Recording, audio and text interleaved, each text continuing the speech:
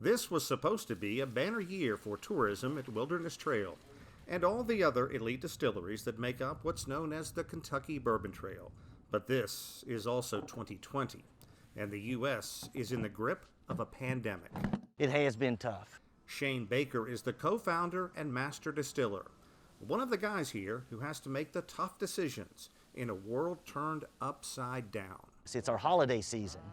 So while we move a lot of alcohol through the year, it's kind of like with most things, you know, in the end of the year, there's a big buying season. Wilderness Trail, in some ways, is the new kid on the block. It opened in 2012. But unlike many of the bourbon makers in Kentucky, Wilderness Trail has been able to keep its tours going, scaled back a bit, and as COVID safe as possible. We've gone to a lot of the different distilleries over the last couple of years. This is really more personal than most of them. It also adds a little vinegar flavor to your bourbon. From the COVID perspective, it's kind of a pain in the butt.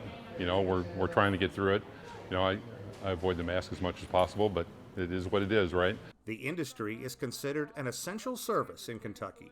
So Wilderness Trail has been able to take its tasting outdoors, where it's easier to provide social distancing, as well as a few sips of their best bourbon. This last one we're going to try will be cast strength. Looks like it's 115 proof. All right, wake you up now. The Bourbon Trail turns 21 this year. Since 21 is the legal drinking age, all sorts of events have been planned among the big distillers. It also marks a graduation of sorts, as Wilderness Trail moved up from a small craft bourbon maker to one of the big companies, like Maker's Mark, Jim Beam, and Wild Turkey. We moved up to the large, Bourbon Trail, getting ready for this wave of, tourists, and, over 1 million something people come to the Kentucky Bourbon Trail each year. And that just went off like a light switch. Wilderness Trail says it's an emerging business, a moderate-sized distillery that is doing pretty well in this age of the pandemic. Tourism is definitely down. However, the retail industry is up an amazing 300% last year, chiefly because their bourbon is now being introduced to more and more states.